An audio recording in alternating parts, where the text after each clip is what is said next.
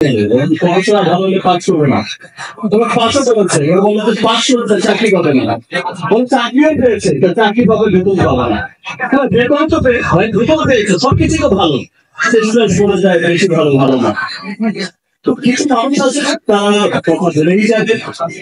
তারা বলেই যায় সেটাই পাবে না, ওটাই পাবে না, এখন তারা ইচ্ছা আছে না কিছু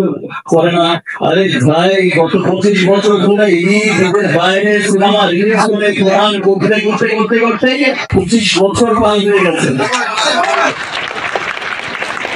এখন বিষয়টাকে আমি আর প্রমাণের মতো দেখি না যে আমাকে আর কিছু প্রমাণ করতে হবে। এখন শুধু আমি কাজ করতে চাই, কাজ করে যাচ্ছি আমার সেই বাংলাদেশের মানুষদের জন্য, যারা আমি বাংলাদেশের বিদেশের যখন পেরেছি তখন যারা লাইন করতে দাঁড়িয়েছিলেন, আমি কাজ করতে চাই তাদের জন্য, আপনাদের জন্য, মিডিয়া কর্মীদের জন্য। আমি যারা আমাকে আমার সেই বন্ধুরা, আমার সেই ভাইরা, সবাই আপনারা সবার ক্যামেরা দিয়ে সবাই যা যা কমিটিতে সেখানে একটা ওয়ার্ম ওয়েলকাম, একটা ভালোবাসা, আমি সত্যি সত্যি সেই ভালোবাসার দাম দিতে চাই। সেই জন্যই আমি একটা সিনেমা কম করি,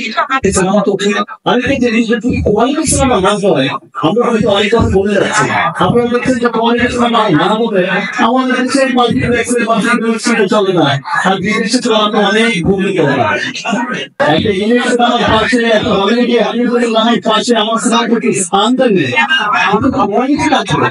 রাজশাহী ভালো কোয়ালিটি সিনেমা ছেড়ে যাচ্ছে,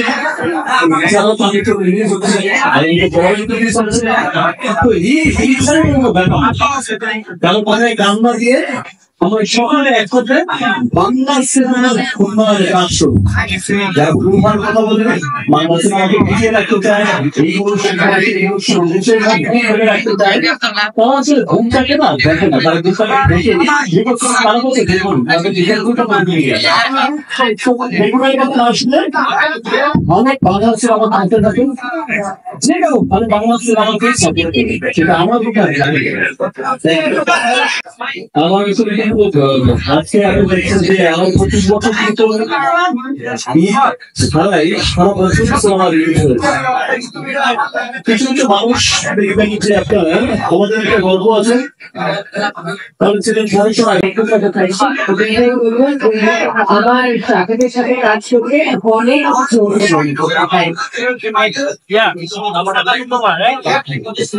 আমার তো